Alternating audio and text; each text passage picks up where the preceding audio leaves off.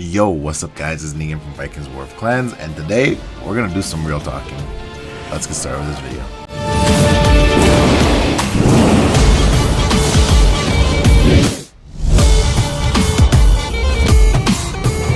Alright, before we begin, make sure to subscribe to the channel, hit a like on the video, and turn on bell notifications. If you guys want direct notifications as to when I go live or when I drop videos or when I do giveaways, make sure to join my Discord server where I ping all of you guys in there, and then you'll know exactly when I do my videos and stuff like that. All right, so today we're gonna talk about a subject that it's a touchy one, I would say.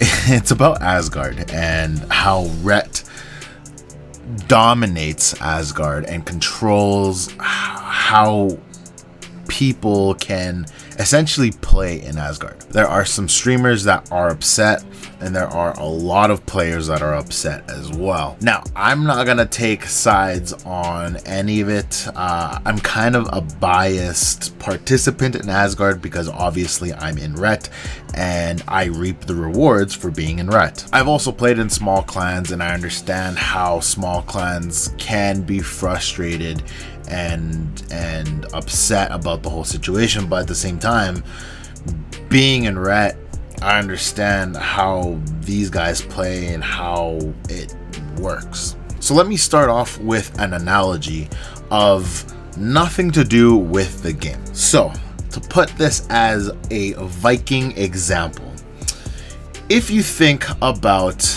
a show, I'm not sure if you guys have ever seen it, but it's called Vikings, and in Vikings there is a character and his name is Ragnar Lothbrok. Well, Ragnar starts off as a nobody and then eventually becomes the leader of Kattegat, and then from there he kind of grows his empire. Essentially, he starts off as like I forget what the term was, but essentially he's the chief of Kattegat and the people there, and then he follows a king and he has to do what the king commands because he is just like a nobleman. He has power, but he's not the one that makes all the decisions. You getting where I'm kind of getting with this? Well, eventually he becomes the leader. He becomes the king of all the Vikings. And then he makes the decisions where they're going to attack, who they're going to attack, what they're gonna do next. You getting where I'm getting with this? Eventually he dies, and the leader that takes over then decides what they want to do. Well, let's talk about how this corresponds with the game. If you are the leader of the game, if you are the one that, you drop a lot of money in the game, because let's face it, this game is all about pay to win, and unfortunately it's never going to change. The game has been pay to win since day one. Maybe not to the actually it was pretty expensive before, and it's still expensive, but I feel like it's not as expensive as before because you can train troops and you get a lot of resources, but who knows, maybe it's even across the board. But either way, from the start of when I started playing, which is almost 5-6 years ago, to where it is now, it has always been geared for pay to win. Nothing has been different on how the game functions. And since day one, I've heard, oh, let's boycott the game. Oh, this is unfair. Oh, this is not right because all the smaller clans can't progress and only the big players can do stuff. Nothing has changed. Nothing is different. The game has always been the same. Now, Rhett is the one that has dominated Asgard for quite some time, and also in Jotunheim. And you know what, a part of it is because of the what's been going on between Russia and sanctions and stuff like that with the Ukraine. I'm not going to get into this, and yeah, currently there's no one that really can contest against Rhett due to certain situations. But if they are able to hold the throne, if they are able to keep that center, why not be allowed to make the decisions of who they want to keep in the center, who they want to allow to get more points. Why not be like, hey, I'm gonna let an alt clan come and reap the rewards that are our players still, so that we can max the checkpoints for our alt clans. Now, I know I'm probably gonna get a lot of backlash on this. I know I'm gonna get a lot of like negativity comments just because there's a lot of crybabies out there. And you know what? That's totally fine. You guys can leave those comments if you'd like. I'm not going to delete them. I'm not going to block you. You're not going to be restricted for giveaways. This is your opinion. It's your freedom to express yourself as long as it's respectful. If you guys are not respectful, then I will put my foot down. But feel free to express how you feel about the situation. But I'm just letting you know, this is how I look at it.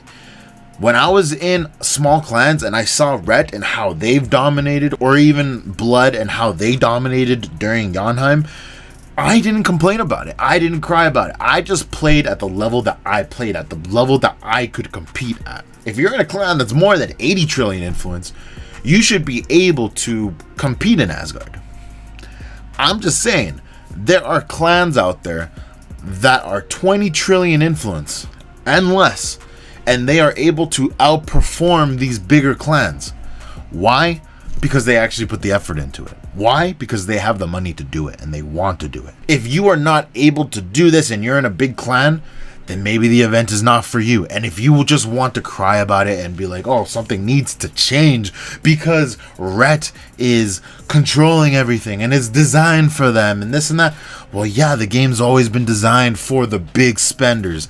And it's never going to change. Like, it doesn't matter what we do, the game will always be geared towards the high-paying players. It is what it is at the end of the day. Now, can Plarium make things different so that it can be a little bit more even for everyone? Yeah, possibly. I'm sure they could. And that would be great if they could do things like that. But will they? Is the question.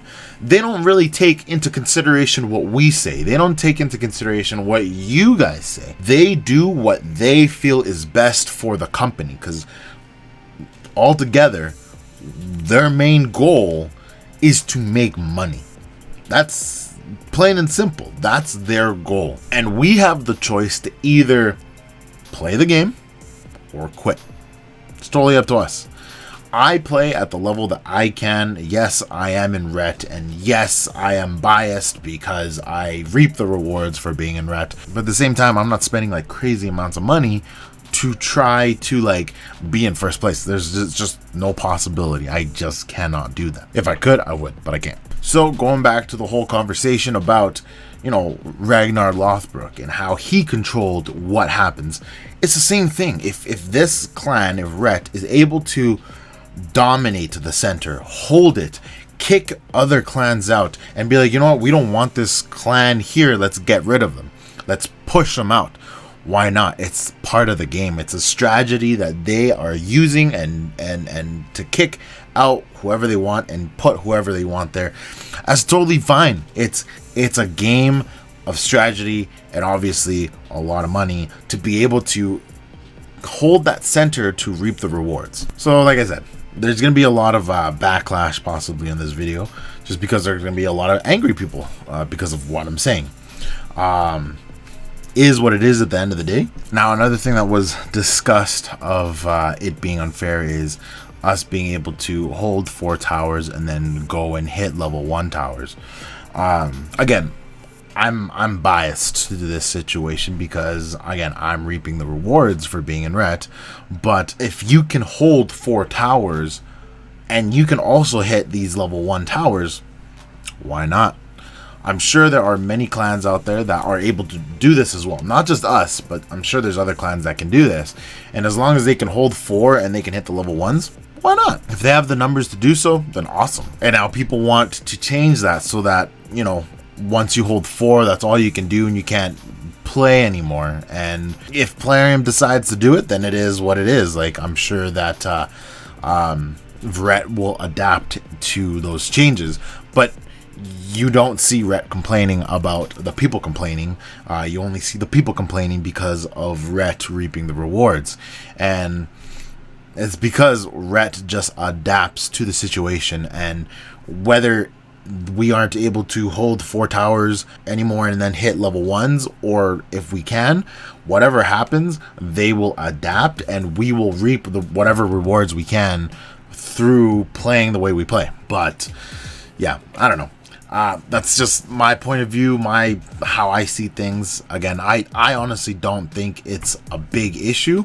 If I am not able to play the throne, if I'm not able to play Asgard, I just simply won't. If I was in a small clan and I can't play Asgard, it is what it is at the end of the day. Like, I'm not gonna go out of my way, drop lots of money to just lose the money, essentially. Like, that just doesn't make any sense. I would avoid that situation.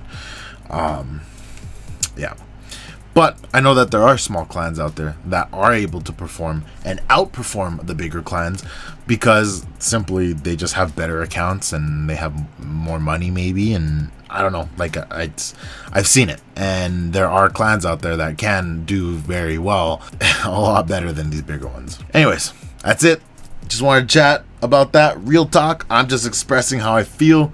Again, if you guys feel differently, that's totally fine. Respectfully comment how you feel about it. Yeah,